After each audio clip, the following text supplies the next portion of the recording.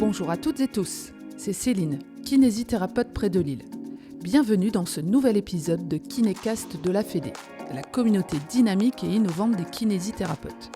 Chaque semaine, vous découvrirez les témoignages, les conseils et les astuces de kinés passionnés et engagés sur des sujets qui vous interpellent dans votre pratique et aussi sur l'actualité. Ensemble et avec la Fédé, bougeons les lignes de la kinésithérapie. Bonne écoute! La Médicale, un réseau expert d'agents généraux pour accompagner les masseurs kinésithérapeutes dans leurs besoins professionnels et privés.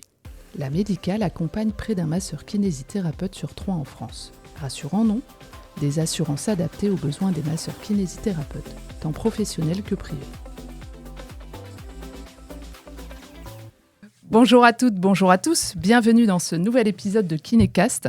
En juin 2025, le comité d'alerte sur les dépenses de l'assurance maladie déclenchait une procédure qui suspendait toutes les revalorisations des kinés au 1er juillet. Un coup dur pour les kinés qui attendaient enfin des avancées concrètes. Aujourd'hui, avec Thomas Pratt, nous revenons sur 5 mois d'action continue de la FFMKR. Manifestations, interpellation des parlementaires, suspension des réunions en CPD et en CPR. Je vais peut-être revenir sur les acronymes, donc c'est les commissions paritaires départementales, régionales et aussi nationales. Les kinés se sont mobilisés.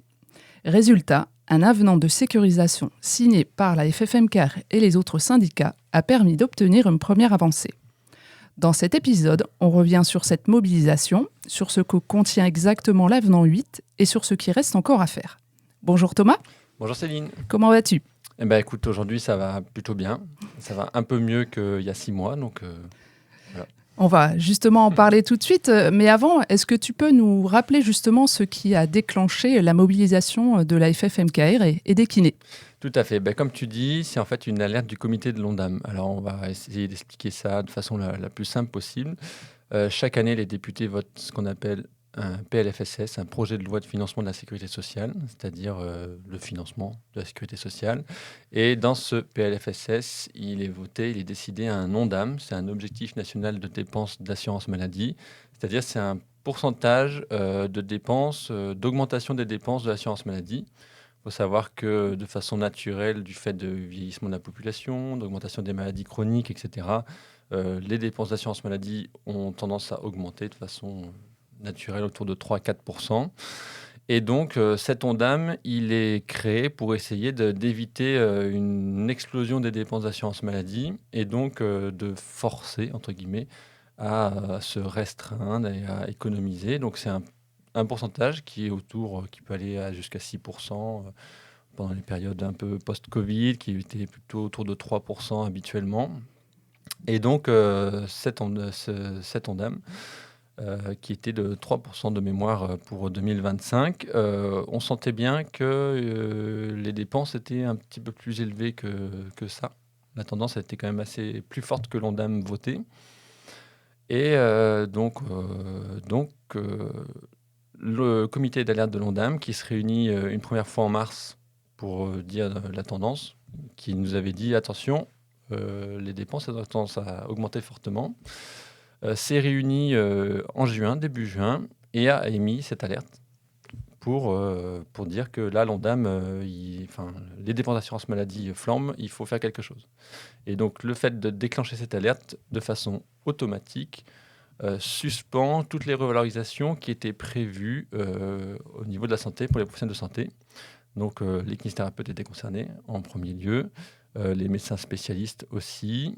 Et après, il faut savoir qu'il y a des mesures complémentaires qui sont prises aussi pour corriger cette tendance. Et donc, c'était les pharmaciens, les médicaments qui étaient particulièrement ciblés également.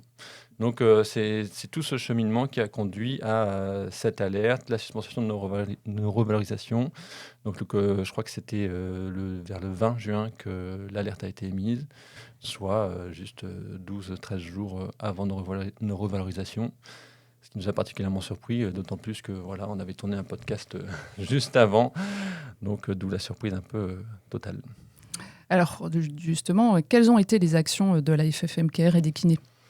Alors en premier lieu, c'est quand même, on l'a vécu quand même comme une trahison. Alors évidemment, c'est des suspensions qui sont automatiques, donc l'assurance maladie entre guillemets, n'y peut pas grand-chose, puisque c'est une suspension automatique. Pour autant, il y avait une vraie rupture de confiance, puisque, comme je l'ai dit, en mars, il y avait déjà cette tendance sur les dépenses d'assurance maladie. Donc, on avait dit, enfin, on en avait alerté, c'est bon, ça va passer, nos revalorisations prévues en juillet, ça ira. On avait eu une CPN tout début juin, on leur avait rappelé, c'est bon, pour nos revalorisations, elles sont sécurisées, elles vont bien passer, ça ira. Donc, oui, oui, oui, pas de souci, pas de souci. Donc il y a une vraie rupture de confiance par rapport à ça. Donc c'est vraiment quelque chose qu'on ne pouvait pas laisser passer sans rien faire. On ne peut pas dire ah oui, bon, ok, voilà, il y a une alerte, bon, bah voilà, tant pis, on va attendre. Donc la première chose, c'est de marquer notre opposition par rapport à ça et de bien marquer le coup en arrêtant les discussions, les relations conventionnelles. Donc on a suspendu notre participation à toutes les commissions paritaires. Donc comme tu as dit, commission paritaire départementale, commission paritaire régionale, commission paritaire nationale, tous les groupes de travail qui y sont rattachés également. Voilà, on ne peut pas discuter avec l'assurance maladie alors qu'il n'y a plus de confiance en fait, puisque on discute de choses qui ne pourront pas être appliquées, donc c'est pas possible. Ça, c'était la première chose. Et ensuite a commencé la mobilisation pour montrer le mécontentement de tous les kinés. Donc il a fallu réagir très vite, puisque c'est vers le 20 juin qu'on a eu cette alerte et la suspension qui en découle.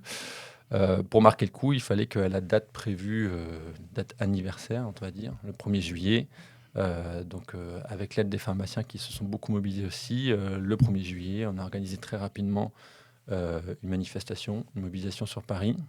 Donc il a fallu organiser ça, prévoir le trajet, déclarer en préfecture, mobiliser les kinés en département. Enfin, tu sais comment ça s'est passé, mais mobiliser un maximum de kinés dans les départements, les faire venir à Paris. Donc, Et c'est gérer des bus. d'autant plus remarquable que c'était justement le début des vacances en plus. Donc, Exactement. C'était le début des vacances. C'était prévu en 10 jours. Hein. Donc il a fallu être extrêmement réactif.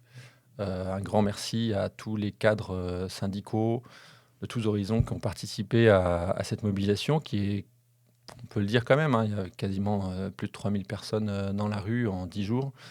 Sous 40 degrés, parce qu'il faisait extrêmement chaud. Donc, vraiment un grand merci à tous ceux qui ont participé, à tous ceux qui sont venus, et tous ceux qui sont mobilisés, parce que ça a été assez marquant.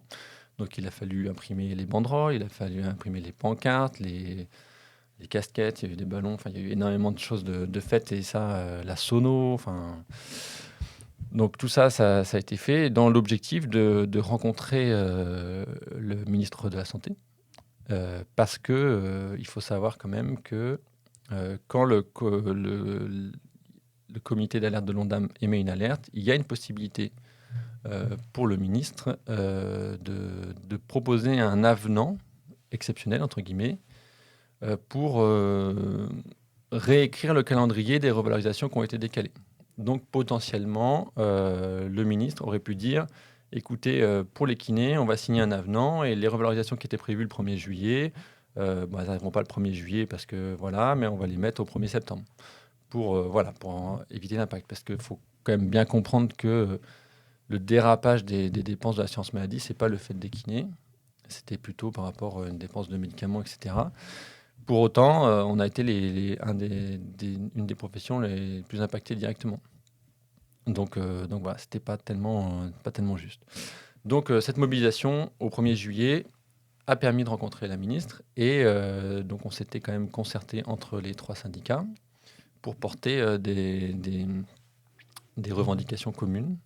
Et les revendications communes, c'était le maintien des revalorisations prévues au 1er juillet, donc signer un avenant pour les maintenir au plus tôt, offrir la possibilité de faire des compléments d'honoraires, puisque on a bien compris, il n'y a plus d'argent, les dépenses explosent, permettez-nous de faire des compléments d'honoraires. Et le 3e point, je ne m'en souviens plus, mais il me reviendra sûrement au cours du podcast, mais il y avait 3 points comme ça, très carrés, pour permettre de sortir de ce mouvement, enfin de cette période.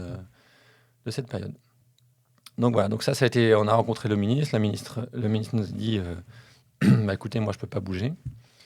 Et donc, du coup, c'était pas la fin de l'histoire, quoi. On est au 1er juillet, le ministre dit on bouge pas, donc on a poursuivi la mobilisation. Et pour ça, en tout cas à la FM Care, on a calqué un peu notre mobilisation sur ce que proposaient les pharmaciens, les pharmaciens étaient fortement impactés. Et donc ils ont fait un calendrier de mobilisation assez complet et plutôt bien fait sur tout l'été. Et on s'est calqué un peu sur ce calendrier pour proposer des actions qui durent un peu dans le temps, puisque là, on s'est bien rendu compte que un one-shot, ce ne serait pas suffisant. Donc, il fallait inscrire ce mouvement dans la durée, ce qui n'est pas facile, puisque déjà, on a des professions libérales, donc ce n'est pas dans notre ADN de se mobiliser facilement. Et c'est difficile de mobiliser les kinés dans des actions, et d'autant plus répétées, d'autant plus dans la durée. Donc voilà, c'était des actions qui étaient possibles depuis le cabinet et qu'on a essayé de maintenir tout le long de l'été. Donc il y avait des actions très simples du genre, donc on avait créé des courriers types ou des mails types à envoyer aux députés pour qu'ils se posent des questions à l'Assemblée. On a lancé une pétition en ligne sur le site de l'Assemblée nationale, dont le but était, en fait, à partir du moment où on arrive à récolter 100 000 signatures, le sujet est obligé de passer devant l'Assemblée. Ils sont obligés de s'en saisir. Donc on a fait cette pétition qui est un peu compliquée, hein, puisqu'il faut se connecter à France Connect pour pouvoir la signer. Enfin, c'est vraiment s'authentifier. C'est très officiel. Hein. Exactement, très officiel. Il y a eu toute la com qui a été faite au niveau des affiches, pour montrer auprès des patients qu'on est concerné directement et qu'on a un impact réel sur nos cabinets. Après, il y avait sortir un peu des CPTS, sortir des URPS. Il y avait, avec le recul, on peut se dire qu'il y a quand même beaucoup d'actions et peut-être que ce n'était pas très lisible. Et du coup, on n'a pas forcément eu l'adhésion de tous les kinés pour avoir une action de masse. Il y a eu les festivals des Cannes aussi. Il y a eu le Festival des Cannes, donc ça, c'était plutôt à la rentrée. Local. En septembre, pareil, une fois les vacances passées, on a dit il faut remarquer le coup. Donc pareil, on s'est calqué un peu sur les pharmaciens qui avaient prévu une journée de mobilisation le 18 septembre. Donc le 18 septembre, tous les cabinets, on a demandé à ce que les cabinets de kiné soient fermés. Et on a fait le Festival des Cannes, où on a déposé de façon symbolique les cannes devant les CPAM, où ça a été quand même plutôt bien suivi. Il y a eu pas mal de kinés localement devant chaque CPAM pour le but, c'est d'interpeller les usagers qui étaient là, de pouvoir discuter avec les directeurs des CPM. Donc pareil, en fait, les directeurs des CPM, ils y peuvent rien, entre guillemets. Ils subissent un peu les choses. Mais si tous les directeurs sont sensibilisés et remontent l'information plus haut, etc., ça peut quand même avoir un impact. Donc voilà. Donc les pharmaciens, eux, en même temps, avaient fermé leurs pharmacies. Ils avaient 85% des pharmacies qui étaient fermées. Donc eux, ils avaient une énorme mobilisation, gros impact quand même sur les publics et les usagers. Ils sont plus syndiqués aussi, je pense, exemple, que nous. Oui, ils sont un peu plus syndiqués. Ils étaient plus concernés aussi, puisque ça prévoyait des baisses de tarifs sur les médicaments, donc impact très fort et direct pour eux aussi. Donc voilà, après nous, on a été bien mobilisés aussi. Hein. Peut-être que les cabinets n'ont pas fermé toute la journée, mais ils étaient fermés au moment la mobilisation. Donc voilà, et encore un grand merci à tous les kinés qui se sont mobilisés, parce qu'on sait que c'est pas forcément facile. Je sais qu'on a toujours du mal à lâcher nos patients et se libérer une demi-journée ou une journée pour se mobiliser. Donc ça a été quand même bien suivi. Une autre action qu'on a fait et qui malgré tout a eu un impact qu'on pensait pas, c'est on a lancé au début de l'été ce qu'on appelait les questions cons. Qui était le principe, c'est simple, on voulait submerger les CPM de questions qui étaient complètement cons en fait. C'était des questions toutes bêtes. Il y avait mi-sérieux, mi-bête. Ouais, c'était pas toujours con. Exactement. Donc on envoyait des questions via le portail Amélie au CPAM. Et pour le coup, c'est marrant parce que c'est une des seules actions où on a eu un retour de la Caisse nationale d'assurance maladie où ils nous ont dit non mais arrêtez, franchement, ça submerge nos équipes, on n'en peut plus, puis ça donne pas une bonne image de la part des kinés. Donc on a dit ça veut dire qu'on est sur la bonne voie, donc on continue. Donc cette action toute simple mine de rien, a eu un impact, Et la conséquence de tout ça quand même. Surtout, je pense, le fait de ne pas siéger dans les commissions paritaires départementales et nationales. Alors, nationales, il n'y avait pas tellement de réunions à ce moment-là. Enfin, on a raté des groupes de travail, on a décalé certaines choses, donc ça va. Mais au niveau départemental, le fait de ne pas siéger, je pense que ça a pas mal embêté les CPM, notamment dans les zones prioritaires, puisque on doit voter par rapport aux installations dans les zones non prioritaires, les 1 pour 1, les dérogations. Et le fait de ne pas siéger a quand même pas mal embêté voilà, la vie de la CPM. Ça leur a posé problème. Ils ont fait des PV de carence, mais ils ne savaient pas s'il fallait qu'ils le fassent tout de suite ou pas. Enfin voilà, donc la conséquence de tout ça, quand même, de cette mobilisation qui a duré dans le temps, parce que septembre, octobre, novembre, donc on parle 5 mois de mobilisation quand même, c'est que on est arrivé à cet avenant 8, qui nous a été proposé finalement pour sortir de la crise. C'est-à-dire, il y a eu un pas vers nous. À aucun moment, finalement, ils étaient obligés de venir vers nous, de faire un pas vers nous pour consentir un quelconque effort.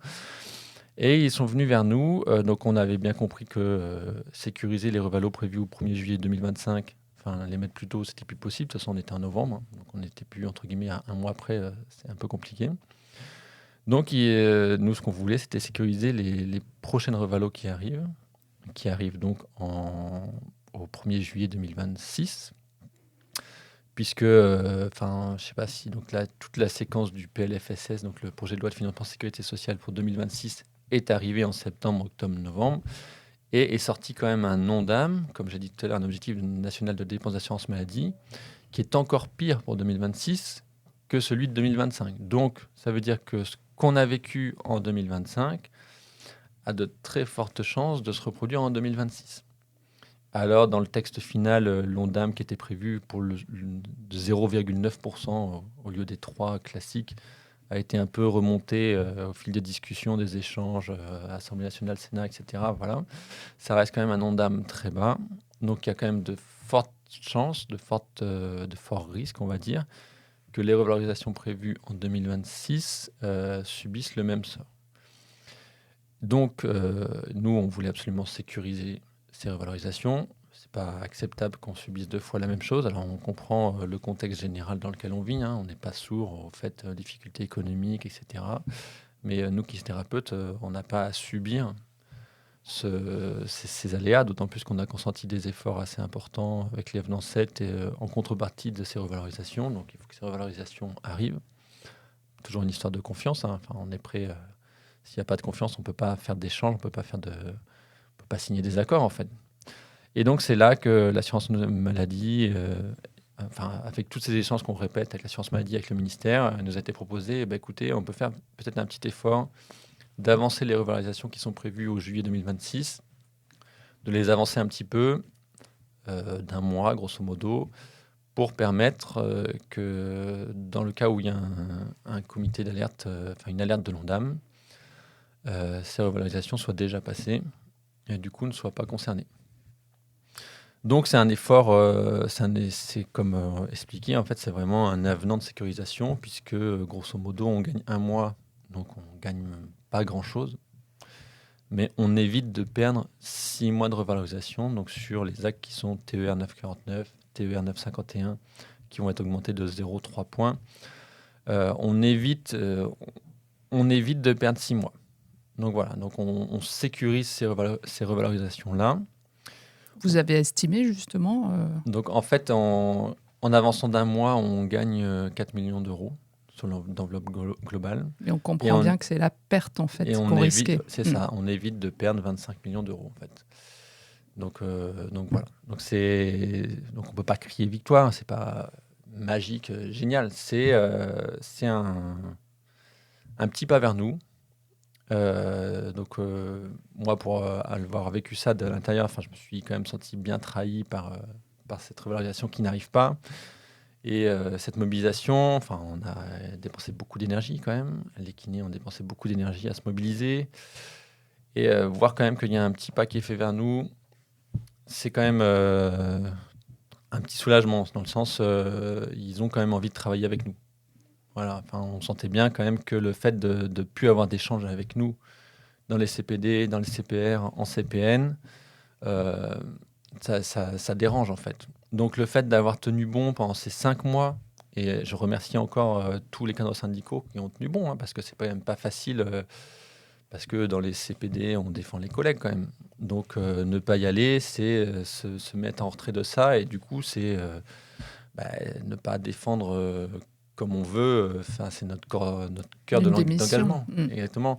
Donc on est un peu malheureux de ne pas y aller, parce que c'est pour ça qu'on s'engage. Donc le fait d'avoir tenu bon a permis vraiment d'obtenir ce petit pas vers nous. Ça montre qu'ils ont envie de travailler avec nous, ça montre que voilà, il y a quand même un dialogue qui est possible. Et donc voilà. Donc si on fait le point, à date aujourd'hui, donc normalement, on tourne ce podcast fin décembre. Et normalement, il sera diffusé début janvier. Et en début janvier, donc, vous avez dû obtenir les revalorisations prévues au 1er juillet 2025, donc c'est-à-dire tous les ex-7,5 qui ont été augmentés de 0,6 points, le RPE6 qui a disparu, l'indemnité forfaitaire de spécifique, les IFS, qui ont été élargis à l'acte RPE 8,5, et les actes de balnéo qui ont été augmentés. Donc ça, on l'a touché au 1er janvier. Et ce que prévoit l'avenant 8, c'est 3 petites choses. L'avenant 8, c'est l'avancée des revalorisations, donc ce que je vous ai dit, TER 949, 951, APM 950, qui sont avancées au 28 mai, donc d'un mois. La deuxième chose, c'est une petite correction d'une coquille, puisque l'ex-IFS, l'indemnité forfaitaire de sortie, quand on post-orthopédie, 35 jours après sortie d'hôpital, avait été pas repris dans l'avenant 7, c'était juste un oubli, donc il a été rajouté, tout simplement, puisque c'était pas une volonté de l'enlever. Donc voilà. Et la dernière chose, c'est que l'UNOCAM, le représentant des complémentaires des mutuelles, qui a signé l'avenant 7, a un siège en CPN. Voilà, c'est ça qui a été rajouté dans l'avenant 8. Voilà. On a quand même un petit regret, c'est que les revalorisations, en 2026, il y a 2 vagues de revalorisation prévues. Au 1er juillet, tout ce qui était TER 949, 951. Et il y a aussi en septembre les ex AMK 10 et AMK 11, donc tout ce qui est NMI 10 ou 10 99, tout ce qui est 10 et 11, donc les actes neurologiques qui sont augmentés d'1 point, qui doivent arriver au 1er septembre. Donc eux n'ont pas bénéficié de cette sécurisation. On n'a pas réussi à faire plier le ministère ou l'assurance maladie sur ce sujet. Et la deuxième chose, c'est qu'il y a un acte de prévention qui doit être inscrit dans la NJAP au 1er septembre, qui est l'acte de détection de la prévention des chutes de la personne âgée. Pareil, qui est côté AMK10, où pareil, on n'a pas pu l'avancer, ça n'a pas été possible. Donc eux, potentiellement, sont concernés par une alerte. Donc on va voir ce qui se passe, mais on espère en tout cas qu'ils ne seront pas concernés, qu'il n'y aura pas d'alerte. On verra bien. Donc pour les revalorisations du 1er juillet 2026 qui sont avancées d'1 mois, il n'y a aucun risque. Alors il n'y a pas aucun risque, parce que en fait, ce que dit le texte, c'est que le comité d'alerte de l'ONDAM se réunit au plus tard au 1er juin. Il s'est toujours réuni au mois de juin. Donc là, par exemple, cette année, c'était mi-juin, vers le 15 vers le 19 juin, je crois. Donc plus tard que le 1er juin. Mais il peut se saisir à tout moment. C'est-à-dire que, imaginons, il détecte un dérapage considérable des dépenses d'assurance maladie, s'il est possible qu'ils se réunissent je dis n'importe quoi, mais le 15 avril. C'est une possibilité, c'est jamais arrivé. Donc je vais pas vous dire ça n'arrivera pas. Je pense honnêtement que ça a très peu de chances d'arriver. Pour autant, ça reste une possibilité. Donc je veux pas créer de faux espoirs. Il y a peu de chances que ça arrive, honnêtement, mais c'est une possibilité. Donc on va pas se cacher. Voilà, le problème, moi, c'est que quand on signe un avenant, il faut savoir qu'il y a ce qu'on appelle des stabilisateurs économiques, c'est-à-dire que quand vous signez un avenant, les revalorisations prévues dans cet avenant ne peuvent pas arriver avant 6 mois après la parution au JO de cet avenant. Journal officiel. Journal officiel, merci de me reprendre. C'est vrai qu'on a l'habitude de naviguer dans tous ces termes. Et donc, c'est pour ça que les revalorisations arrivent le 28 novembre. Parce que l'avenant a été signé le 28 novembre. Les revalorisations arrivent le 28 mai, parce que l'avenant a été signé le 28 novembre, donc elles arrivent 6 mois après. C'est pas possible qu'elles arrivent plus tôt. Donc nous, Il y avait une urgence alors vraiment il y avait de une signer énorme cet avenant. urgence, exactement. Mais le processus c'est très compliqué parce que c'est très cadré tout ça. Donc, à partir du moment où ils nous ont dit que c'était possible de faire cet effort, il a fallu qu'il y ait une lettre du cadrage de ministre. 2, le directeur de l'assurance maladie, il ne peut pas signer un avenant comme ça. Il faut qu'il y ait une décision du comité de l'UNCAM, enfin du comité directeur de l'UNCAM. Donc, il faut qu'ils se réunissent, qu'ils valident ça pour ensuite signer l'avenant. Donc, ils se sont réunis le 27 novembre, après-midi, et a eu lieu la signature par voie électronique le lendemain, le 28 novembre. Donc voilà. Et on n'a pas communiqué directement après sur cette signature d'avenant parce que le contexte politique qu'on vivait à cette période-là, fin novembre, le vote du PLFSS, le vote du budget, avec des économies demandées partout, fait qu'on attendait vraiment que cet avenant soit signé et paru. Ou après, il faut savoir que donc il peut paraître au JO le lendemain, ou ça dépend des cabinets s'ils vont vite ou pas. 21 jours après la signature, il s'applique, quoi qu'il arrive. Donc le 19 décembre au plus tard. Donc on n'a pas communiqué largement parce qu'on ne veut pas avoir de fausses surprises de Bercy qui se dit on demande des efforts dans le PLFSS qu'on est en train de voter, et puis là on vote un avenant. Alors 4 millions, c'est pas grand-chose par rapport aux dépenses d'assurance maladie. Mais on peut nous dire non, on abandonne ça, on annule ça, quoi. Donc c'est pour ça qu'il n'y a pas eu de communication large. C'est pas pour cacher les choses au kiné, c'est juste c'est vraiment, on le répète, mais c'est un avenant de sécurisation. Et donc si on veut sécuriser ces revalorisations, eh bien il faut pas prendre de risques tout simplement à dire victoire, victoire, on a gagné des millions dans une période où on cherche le moindre euro partout, quoi. Alors, que doit-on retenir de toute cette séquence avec l'assurance maladie? Tu parlais de trahison, des mots certes assez forts. On a tous subi ce gel des revalorisations comme un coup de massue.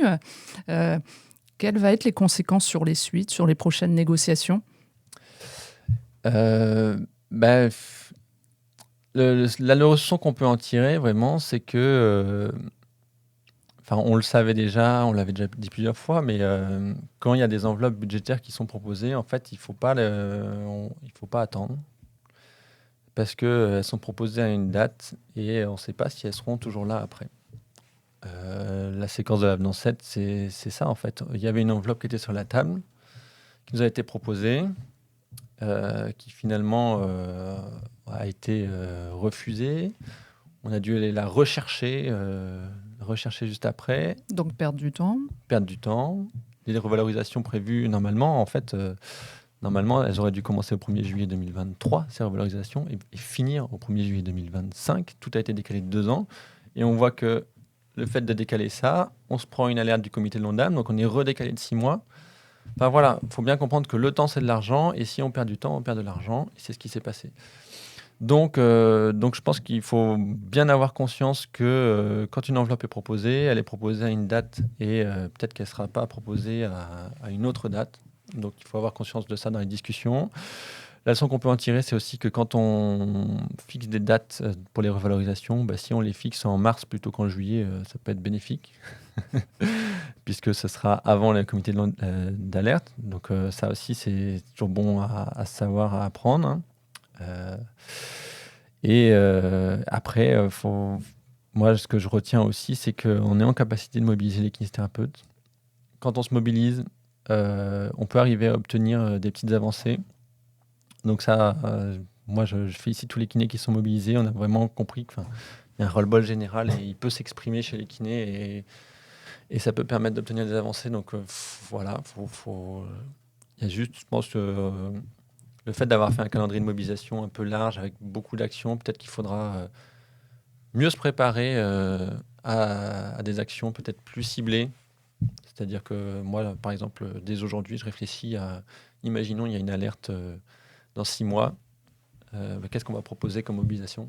Enfin, voilà, je pense que si on est peut-être anticipé, un peu mieux préparé, on pourra avoir plus d'impact. on l'a vu, les pharmaciens qui ont fermé complètement leur officine, ils ont obtenu dans une niche, un moment vraiment entre deux gouvernements, puisqu'on a changé le ministre de la Santé entre-temps quand même. Ils ont réussi à obtenir une petite sécurisation sur les franchises des médicaments, enfin bref. Donc ils se sont mobilisés fortement et ont obtenu quelque chose. Donc je pense qu'on peut obtenir des choses.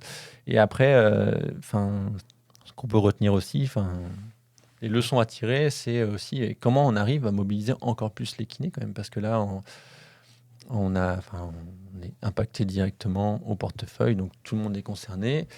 Et comme je disais, la pétition qu'on a pu faire par rapport à l'Assemblée nationale, on n'a pas réussi à atteindre les 100 000 signatures, alors qu'on est 80 000 kinés. Donc on doit pouvoir mieux faire quand même. Donc voilà, tout ça, c'est des enseignements à tirer et des pistes d'amélioration à avoir, quoi. Donc tu disais, hein, la CPAM, la CNAM a fait ce pas en avant et vous avez aussi demandé justement aux cadres syndicaux de reprendre leurs travaux dans les commissions paritaires. Tout à fait. Oui, on a, à partir du moment où il y a eu ce pas en avant, cet avenant signé, essayer d'être facilitant, il n'y avait plus de raison en fait de rompre les relations conventionnelles. Donc on est reparti. Dans les commissions, puisque voilà, pour aider les kinés, ce qui est une bonne chose. Et d'autant plus qu'il y a quand même des sujets qui sont importants et qui doivent être traités. Donc, je vais citer 2 sujets au niveau national, en tout cas majeurs.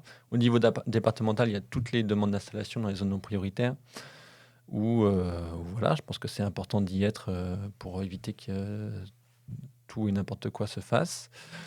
Et au niveau national, il y a par exemple 2 sujets. Il y a la charte, justement, qui permet sur les zones non prioritaires de clarifier les cas où on peut s'installer ou pas, les dérogations, etc. Il était prévu un groupe de travail pour la mettre à jour, l'adapter, etc. Ça devait être tout début juillet.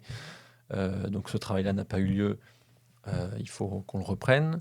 Il y avait un guide de la NGAP aussi pour que tous les contrôles, les indus, se fassent de manière uniforme partout, selon les mêmes règles qu'on aurait validées en CPN aussi, qu'on doit valider, qu'il faut qu'on travaille et qu'on finalise pour que voilà, il n'y ait pas des interprétations divergentes à droite et à gauche. Et au niveau national, on a un groupe de travail sur l'expérimentation du dos au milieu scolaire, qui est une expérimentation qui est dans une vingtaine de départements. Et c'est une expérimentation qui marche bien. Nous, on est moteur, les kinés là-dessus. La CNAM aussi. Donc la Caisse d'assurance maladie est volontaire par rapport à cette expérimentation. Mais il y a un gros frein de la DGESCO, donc la direction générale scolaire, le ministre de... Je ne retrouve plus le nom. Je ne vais pas savoir t'aider cette fois. Voilà, c'est donc la DGESCO, c'est... Je l'incrusterai. Voilà. Qui, eux, freinent des cas de fer par rapport à cette expérimentation, avec des faux arguments. Et donc, on a tout un travail pour maintenir et pérenniser cette expérimentation passe pour tout le temps, quoi, et partout. Et où là, aujourd'hui, on nous a annoncé, grosso modo, que fin 2026, c'était fini, quoi. Donc, on a vraiment un gros travail sur ce sujet pour que ce soit pérennisé. Donc, ça, c'est des sujets, aujourd'hui. Et après, on va poser les jalons pour plus tard, puisqu'il va y avoir à nouveau des négociations dans 1 ou 2 ans a priori. Et voilà, il faut qu'on crée des relations, un peu de confiance pour savoir ce qui est attendu de part et d'autre, de la part des professionnels. On sait à peu près ce que les professionnels veulent, mais aussi ce que veulent les ministères et la CNAM, puisque on va arriver à un compromis ou pas par rapport aux différentes demandes. Donc voilà, on commence à poser les jalons par rapport à ça aussi. Alors pour terminer cet épisode, je te propose quelques petites questions, dernières questions. Allez, sur toute cette période-là, depuis fin juin 2025, quelle image marquante tu garderais, toi ? Moi, il y a 2 images marquantes. C'est la manif du 1er juillet, où vraiment, moi, je m'attendais à ce qu'il y ait moins de monde. Il y a vraiment moins de monde et il y a eu quand même une masse de kinés qui sont venus. Voilà, avec tous les panneaux, les banderoles, les pancartes, il y avait des fumigènes. C'était bien, bonne ambiance en plus.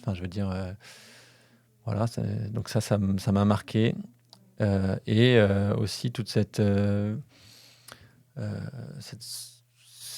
masse de personnes qui se sont mobilisées. Donc nous, il y a eu une boucle WhatsApp, etc. Enfin, on a senti quand même une volonté de faire bouger les choses. Donc ça, c'était quand même une bonne chose. On s'est senti un peu soutenu dans notre démarche. Donc ça, c'était quand même, on va dire, plaisant dans cette période déplaisante. Alors, quelle avancée aussi pensais-tu impossible et puis finalement qu'on a obtenue ? Moi, je ne m'attendais pas à ce qu'il y ait de gestes de la part de la CNAM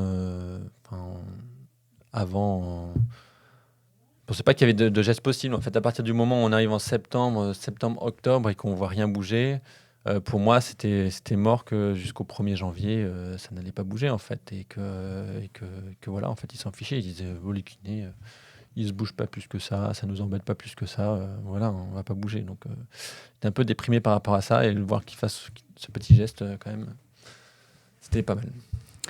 Qu'est-ce que tu dirais à un kiné qui trouve qu'un syndicat, il n'y a pas forcément une utilité ? C'est dans ces moments-là où on se rend compte vraiment de l'utilité du syndicat, puisque pour le coup, il a fallu organiser au niveau national, organiser au niveau départemental des actions.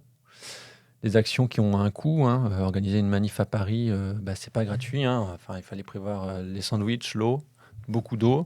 Enfin, tout ça, c'est une organisation qui a un coût, qui demande du temps humain aussi, des déclarations en préfecture et voilà, pour un impact direct sur les kinésithérapeutes. Donc, si on veut être défendu, il faut donner les moyens aux syndicats de nous défendre. Donc, voilà ce qu'il faut leur dire. En fait, je pense qu'il ne faut pas attendre d'être directement concerné pour s'intéresser aux syndicats. Et enfin, voilà, on est en début d'année 2026. Est-ce que tu aurais un vœu pour cette année ? Ou plusieurs ? Plusieurs vœux pour 2026. Moi, j'ai le vœu que les relations... Alors moi, je m'occupe de la vie conventionnelle, donc pas tellement avec les institutions, les ministres, etc. Mais j'ai vraiment le vœu que les relations conventionnelles, il y ait des vrais échanges avec une écoute de ce qu'on remonte du terrain pour que ce soit vraiment pris en compte. Parce que des fois, on a l'impression que ça ne les intéresse pas plus que ça. Donc, c'est mon vœu vraiment pour 2026, qu'on soit vraiment bien écouté et pris en compte dans nos demandes et que ça se traduise concrètement pour les kinés. Je pense que c'est le meilleur vœu qu'on peut faire. Bien, merci Thomas pour cet échange. On voit vraiment qu'une forte mobilisation des kinés permet d'obtenir quelques avancées. Donc, je pense que c'est un message aussi d'espoir pour l'avenir, même si cette année 2025 a été difficile. Et puis, je remercie encore une fois vraiment tous les kinés qui sont mobilisés d'une petite façon en envoyant un mail ou en étant venus aux manifs, en les organisant. Je pense un grand merci à eux, puisque c'est grâce à leur mobilisation qu'on peut obtenir des petites choses et voir des plus grandes choses plus tard. Merci Thomas. Merci Céline. Bonne journée. Merci. Au revoir. Merci de nous avoir écoutés. On espère que cet épisode vous a plu. Si c'est le cas, je vous invite à laisser un avis sur votre plateforme d'écoute préférée et à partager l'épisode autour de vous. N'hésitez pas également à nous dire quel sujet vous aimeriez que l'on aborde dans les prochains épisodes et quels invités vous souhaiteriez écouter. Pour ça, dites-le nous en commentaire. N'oubliez pas de nous suivre sur les réseaux sociaux et de visiter le site web de la FFMKR pour rester informé des dernières actualités et des événements à venir. Votre soutien et votre engagement sont essentiels pour faire avancer notre profession. La Médicale, un réseau expert d'agents généraux pour accompagner les masseurs kinésithérapeutes dans leurs besoins professionnels et privés. La Médicale accompagne près d'un masseur kinésithérapeute sur 3 en France. Rassurant, non ? Des assurances adaptées aux besoins des masseurs kinésithérapeutes, tant professionnels que privés.